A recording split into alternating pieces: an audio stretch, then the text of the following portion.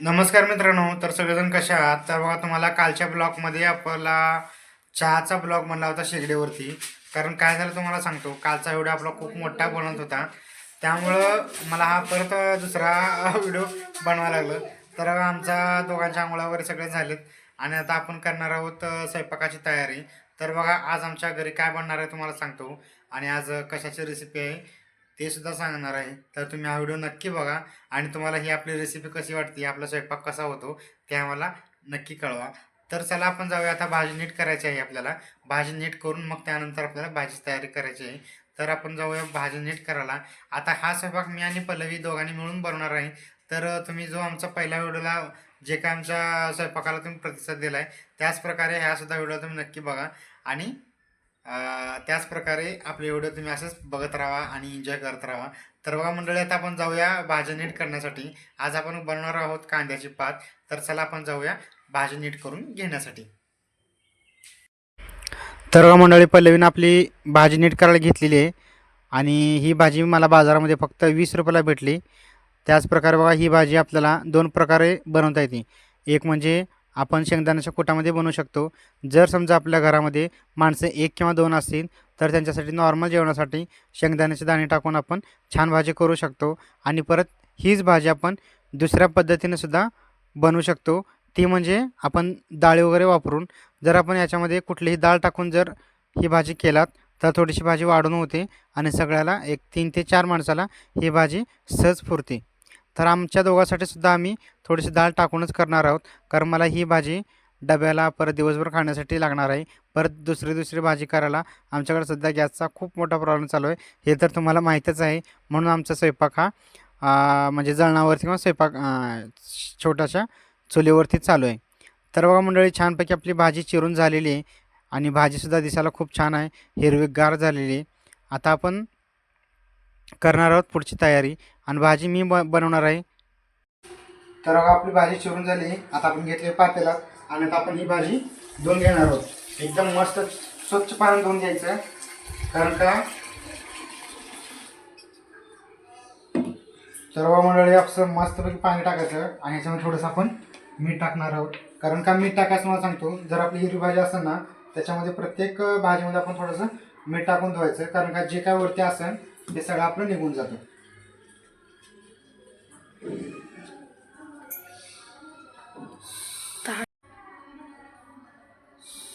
तर म्हणून आपली भाजी छानपैकी धुवून झाली. आता आपण याला काय करायचं की पाण्यातून काढून थोड्या वेळ साईडला ठेवायचं. कारण का आपल्याला थोडंसं पाणी निथळून घ्यायचं याच्यामधलं. कारण का आपल्या कांद्याच्या पातीमध्ये अगोदरच पाणी असतं आणि त्यामुळे याच्यामध्ये जास्त पाणी ठेवायचं नाही.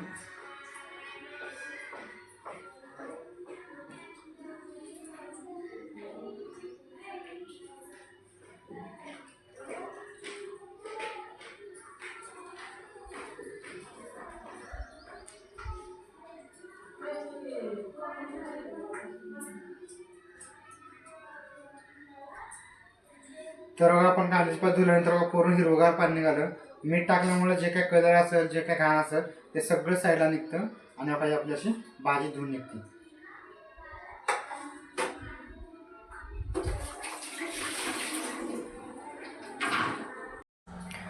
तर मंडळी, आपली छानपैकी चूल सकाळ सकाळी परत आपण पेटून घेतलं आहे.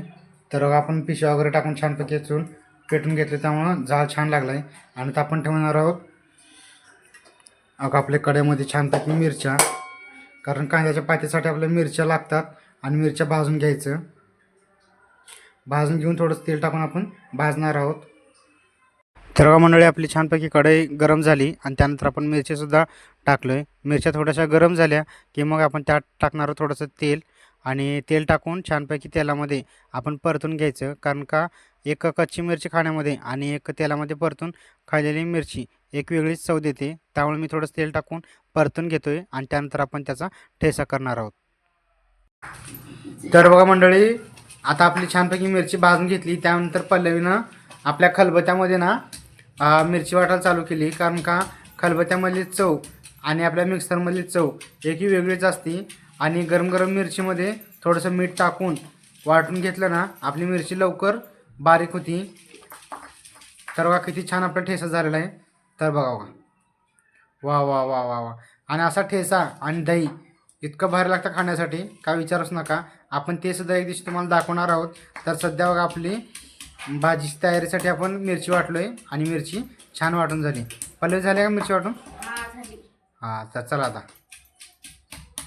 हां तर बघा मंडळी, आता भाजी तयारी करतोय. भाजी तयार करण्यासाठी बघा मस्तपैकी आपण एक 2 चमचे तेल टाकणार आहोत. 2 चमचे तेल टाकल्यानंतर आपण टाकणार आहोत आता जिरे. थोडेसे जिरे टाकून घ्यायचं. बघा हे जिरे जिरे टाकल्याच्या नंतर आपण टाकणार आहोत लसूण. आपलं तेल सुद्धा छान गरम झालं आहे आणि त्यानंतर आपण टाकून घेणार आहोत लसूण.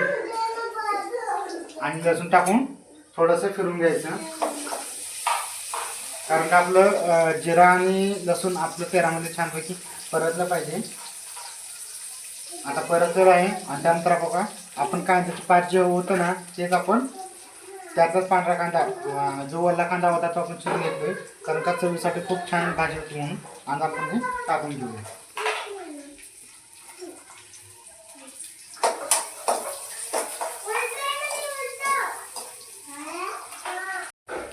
तर अशा प्रकारे आपला कांदा परताला टाकलोय. आपला कांदा सुद्धा छानपैकी परतत येतोय. तर पांढरा किती छान दिसतो बघा आपल्या याच्यामध्ये कढईमध्ये. तर आपला कांदा परतला की आपण टाकणार आहोत मिरची. तर बघा मंडळी, आपला कांदा परस्तवर तळतोय तेलामध्ये, तोपर्यंत आपलं मिरची वाढून घेतली. आणि आपली मसूरची डाळ आहे, थोडीशी आपण मसूरची डाळ भिजून घेतली. तर बघा बघा,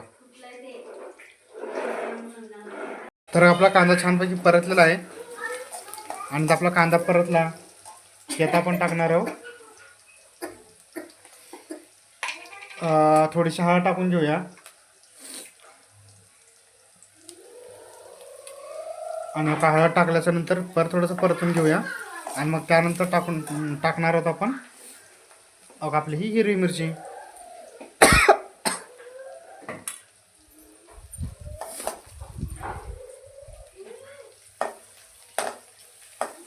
हिरवी मिरची आपली चवीनुसार टाकायची, कारण का आमच्या घरात तिखट लागतं म्हणून आम्ही थोडंसं जास्त टाकलंय.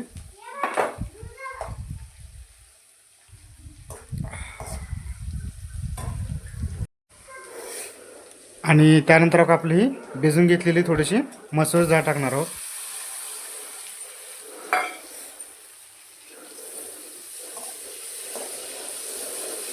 आणि आता मसूर डाळ थोडंसं तेलामध्ये परतून घेतलं की मग आपण त्यावर टाकणार आहोत मस्तपैकी आपली कांद्याची पात. तर आपली मस्तपैकी थोडंसं परतून घेतलं तेलामध्ये, त्यात आपण टाकणार आहोत आपली कांद्याची पात.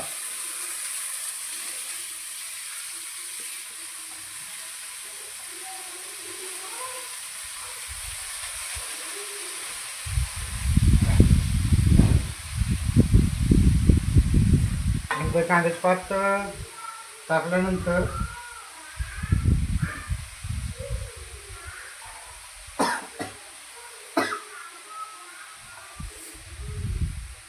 परत ते परतून घ्यायचं.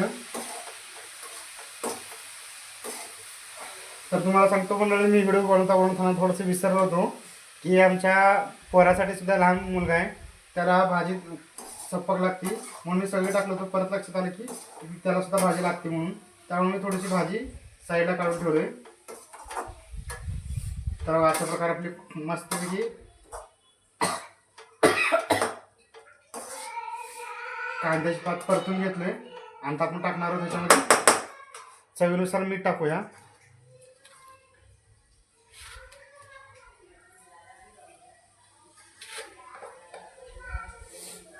आणि परत थोडंसं परतून मग झाकून ठेवूया.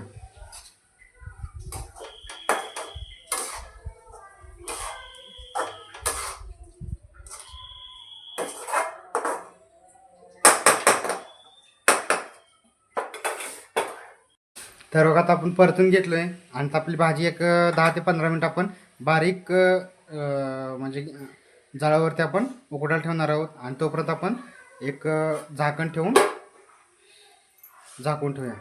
अहो आपलं जाळसुद्धा एकदम छोटा आहे, जास्त जाळ लावायचं नाही. जास्त जाळ लावलं की आपली भाजी करपून जाते.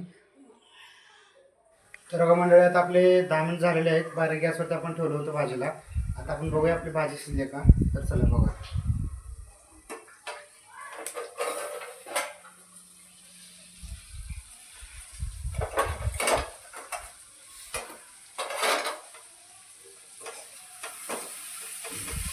तर आपली भाजी मस्तपैकी झालेली आहे.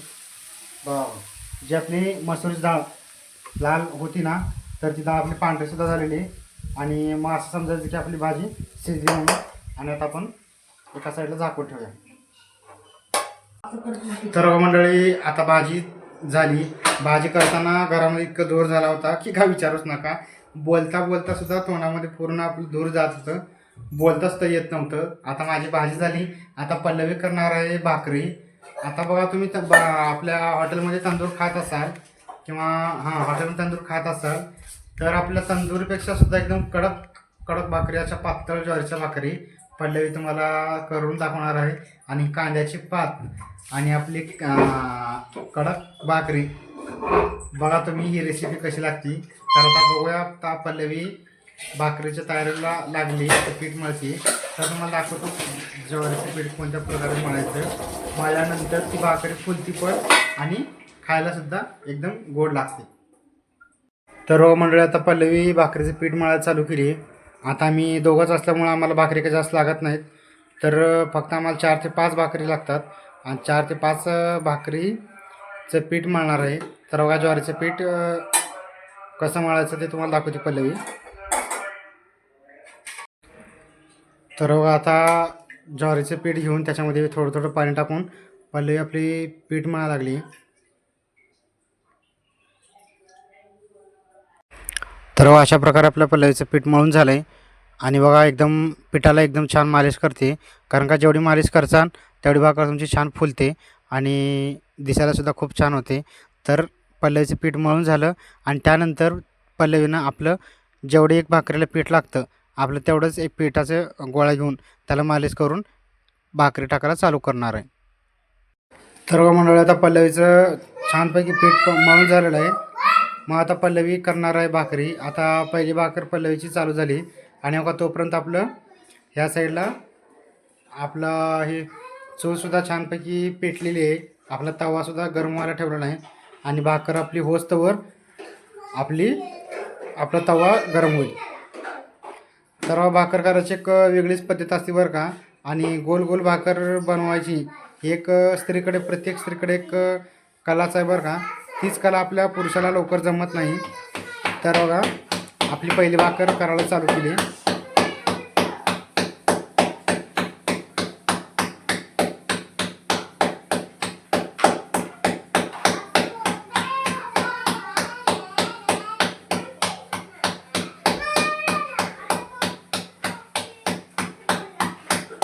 तर मंडळी आपली भाकर कसली गोल गोल दिसायला लागली.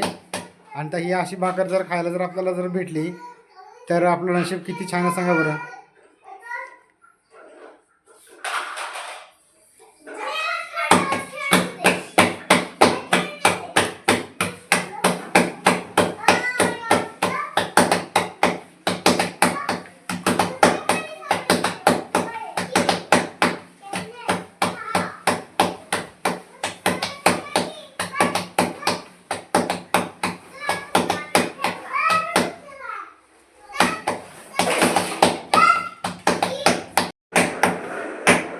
तर बघा मंडळी आपली पहिली भाकर झालेली आहे.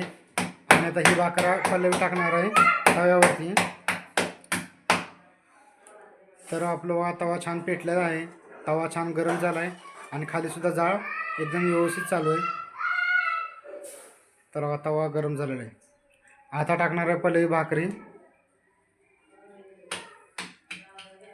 झाली अजून तवा गरम. तर भाकर भाजण्यासाठी तवा खूप गरम लागतो असं म्हणजे पल्लवी. कारण का भाकरीला जाळ जास्त लागतं आणि चपातीला जाळ कमी लागतं. तर आता चूल तर छान पेटली आहे पण अजून का तवा गरम झाला नाही. तर आता टाकायला घेणार आहे पल्लवीने भाकर. तर बघा पल्लवीचं भाकर करायचं दगड किती छान आहे. ते आम्ही घेतलो आहे 200 रुपयाला बनवून. जी आपली स्टाईलची फरशी असते ना, आपण ती फरशी बनवून घेतलो आहे. कारण का मंडळी, अगोदर आमचं हॉटेल होतं आणि ते हॉटेल असल्यामुळं आम्ही भाकरी बनवण्यासाठी हे असं स्टाईलचे फरशांचे भाकरी बनवण्यासाठी करून घेतलं होतं. तर आता आपला तवा गरम झाला आहे आणि आता पल्लवी टाकते भाकर.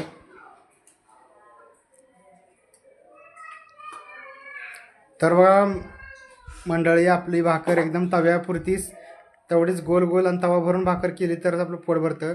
कारण तव्यापेक्षा छोटी भाकर केली तर ते नाही पोट भरत, नाही ते पोटाला लागत. जर आपली तवा भरून भाकर झाली तरच आपल्या घरात म्हणजे मला तर छान वाटतं आणि ती भाकर खायलासुद्धा मला बरं वाटतं. लहान भाकरी आपल्याला आवडतच नाहीत. आपण एकदम गावाकडली माणसं आहोत आणि गावाकडल्या माणसाला तवा भरून भाकरच पाहिजे. मोठ्या भाकऱ्या असतील तरच आपल्याला बरं वाटतं आणि जेवण केल्यासारखं वाटतं. तर आपली भाकर छानपैकी भाजायला चालू आहे आणि मग नंतर लावायचं असतं पाणी.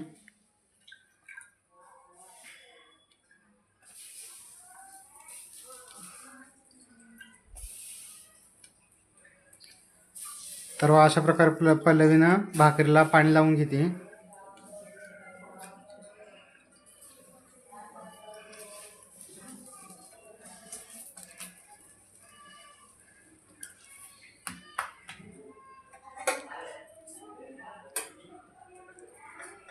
आणि पाणी लावल्याच्या नंतर एक 2 मिनटं आपण तसंच ठेवायचं आणि मग परत त्यानंतर आपण ती भाकर पालटून घ्यायची.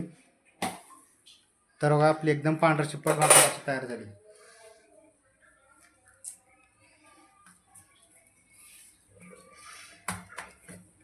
आणि ही भाकर भाजतवर पल्लवी परत दुसऱ्या भाकरीची तयारी करायला चालू केली.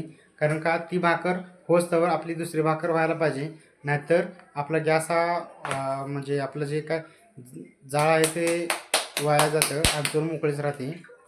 त्यामुळं पल्लवीने लागली परत दुसरी भाकर टाकायला. कारण मंडळी तुम्हाला सांगतो, पहिला तर गॅसचा प्रॉब्लेम, त्याच्यामध्ये आणि अजून आपल्याला जळसुद्धा मोजकंच भेटतं आणि खूप महाग आहे. आणि त्याच्यामध्ये परत आपण जर टाईमपास करत जर स्वयंपाक केलो तर आपल्याला खूप हे लागतं, जळण लागतं. त्यामुळे ती भाकर होस्तवर पल्लवी लागली परत दुसरी भाकर करायला.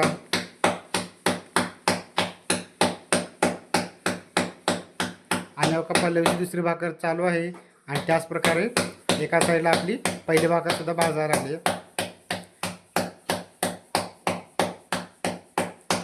कारण भाकरीला छान जाळ असला तरच आपली भाकर छान उमटती किंवा छान भाजली जाते. जर भाकरीला जाळ कमी असला तर भाकर भाजली जात नाही, थोडी कच्ची कच्ची राहते. त्यामुळे थोडं जास्त जाळ आलो आहे. तर बघा मंडळी, आपली दुसरी भाकरसुद्धा तयार झाली. वा वा वा, अशा गोल गोल गोल गोल भाकरी खायला एक मजाच वेगळी असते बरं का.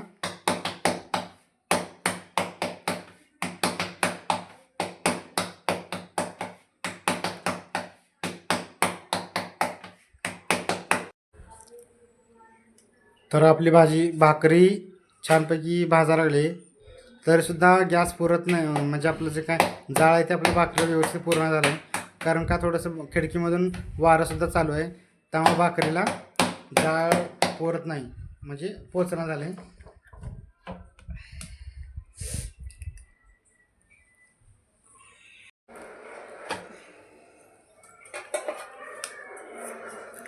तर बघा आपली भाकरी एका साईडला भाजली आणि परत दुसऱ्या बाजूला आपण पलटून घेतले.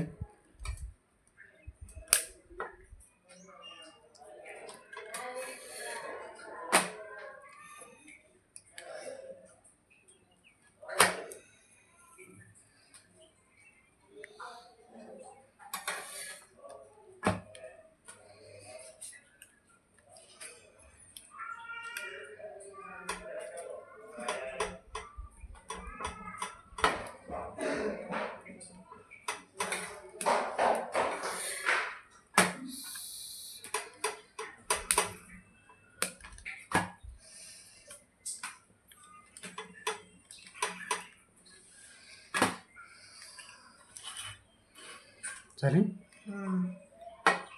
तर आपली ज्वारीची भाकरी एक तयार झाली आणि त्या आपण टाकणार आहोत दुसरी भाकर.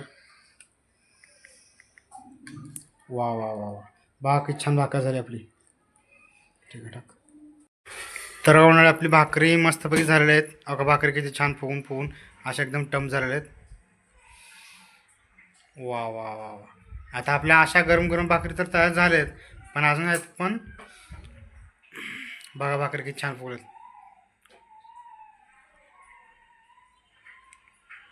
तर मंडळात आपल्या भाकरी वगैरे झालेल्या आहेत आणि आता आपण बघा तंदूरसारख्या आपल्या ज्वारीच्या भाकरी करणार आहोत. आणि ज्वारीच्या भाकरी आपल्या तंदूरसारख्या कडक कशा करायच्या मी तुम्हाला सांगतो. ज्यावेळेस आपलं म्हणजे चूल असेल किंवा चूलमध्ये जे काय थोडं आर उरतं ना त्याच्यावरती आपण छानपैकी भाकरी कडक करून घेऊया. जर तुमच्याकडे चूल नसेल तर तुम्ही बारीक गॅसवरती सुद्धा करू शकता. तर चला आपण आता कडक भाकरी करायला ठेवणार आहोत. तर बघा जो काय आर आहे त्या आरावरती आपण मस्तपैकी बघा अशी भाकर ठेवूया. बघा अशी भाकर ना 10 ते 15 मिनिट ठेवायची. मग दोन्ही साईडने आपली कडक होती. तर बघा मंडळी आपली भाकर मस्तपैकी आपण बघा असं करून असं परत 10 मिनटं भाजून घ्यायची आणि आरावरतीच घ्यायची. जर आपल्याकडं समजा असं आर नसेल तर आपण छोट्या गॅसवरती सुद्धा भाजू शकतो. तर अशा प्रकारे चौकडनं भाजून घ्यायची भाकर. तर हे आहे आपल्या छोट्याशा शेगडीचं रहस्य. ही शेगडी आपल्याला भाकर पण छान कडक करून देते आणि हो का जे काय जाळ आहे ते सुद्धा आतमध्येच जातं. तर बघा ही आपली झाली कडक कडक भाकर. आणि आता आपण दुसरी भाकर टाकूया. चला बघा परत ही सुद्धा भाकर आपण असं ठेवणार आहोत. आणि ही भाकर सुद्धा आपण 10 ते 15 मिनिटच ठेवायची.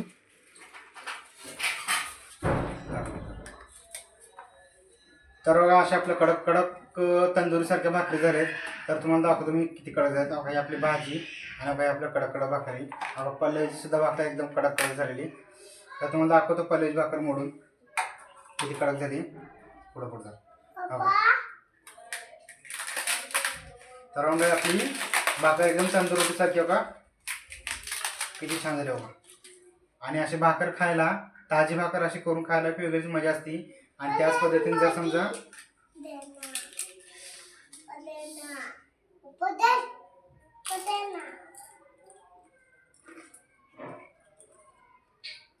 एकदम कुरकुर कुरकुरीत भाकर झाली. अशी भाकर अशी भाजी खायला एकच नंबर. तर बघा मित्रांनो तुम्हाला जर आमचा हा व्हिडिओ आवडला असेल तर आपल्या छोट्या फॅमिलीला लाईक आणि सबस्क्राईब करा. आणि त्याच प्रकारे कमेंटमध्ये नक्की कळवा की आपली रेसिपी कांद्याची पात आणि आपली तंदुरी टाईप ज्वारीची भाकरी कशी झाली ती. तर आपण जेवण करूया. तुम्ही सुद्धा नक्की ट्राय करा. आणि ट्राय केल्यानंतर आम्हाला कमेंटमध्ये नक्की कळवा की ही रेसिपी कशी झाली. तर चला बाय. आपण भेटूया परत पुढच्या ब्लॉगमध्ये. असेच कधी चांगली नवीन रेसिपी घेऊन आणि काहीतरी नवीन ब्लॉग घेऊन येऊया. तर अशा प्रकारे तुम्ही आमच्या सोबत राहा आणि आम्हाला सपोर्ट करा. धन्यवाद.